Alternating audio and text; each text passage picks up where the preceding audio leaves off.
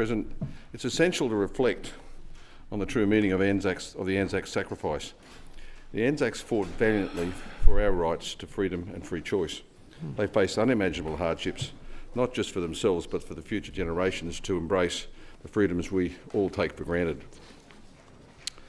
Freedom isn't just a word or a concept, it's a fundamental principle that gave the ANZACs purpose. They were fighting for a society that they believed could one day live without the fear of oppression, where individuals could make their own choices and live according to their own values.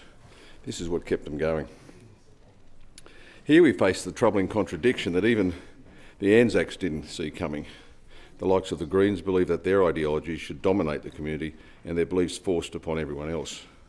This is not what the ANZACs fought for. They did not endure the horrors of war so that a minority left faction group could impose their selfish ill beliefs on the majority. The essence of their sacrifice was to prevent such oppression, not to enable it. Diggers of the day may not have played poker machines in the dugouts and the trenches, facing imminent death. They played two-up and they did gamble.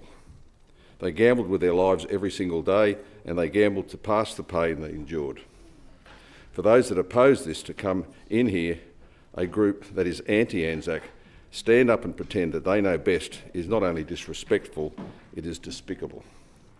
For the member of Murray to ignore her water-obsessed ways and join the ranks of the woke, I wish I could say I'm not surprised, but I am not surprised. She needs to get a life.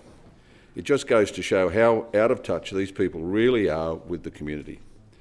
Allowing clubs to open but force them to shut down gaming activities directly contradicts the very principles of freedom and choice that the ANZAC stood for.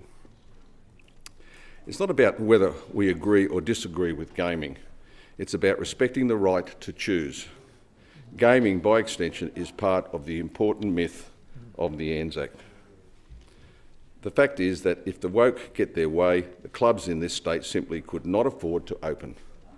The beloved game of two-up, legal only on ANZAC Day, would also be excluded and cease to exist. Two-up would die off, support for ANZAC Day would also slow down and, of course, sanitised, and eventually the memory we all work to preserve would diminish. RSL clubs, sporting clubs, community clubs, and even the Polish club at Ashfield, of which I am a director, established by old Polish World War II diggers, would close. Plain and simple. Wages would be lost, jobs threatened, and the same community that the woke pretend to fight and represent would ultimately suffer. But who really cares? That is, if you're an elitist Green, the member for Murray, or even the more elite member for Sydney, for that matter. Regional clubs would suffer large losses if they were expected to open on ANZAC Day without gaming machines to supplement their overheads.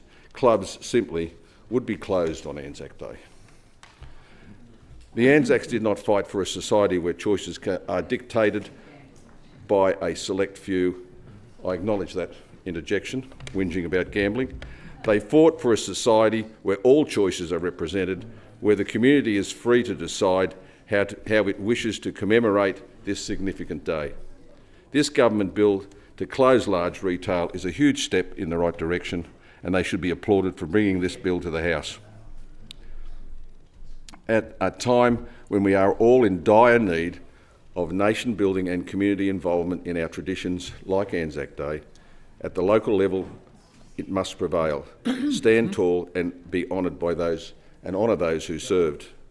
So I say, make the call, load the kip, and make the flip on ANZAC Day.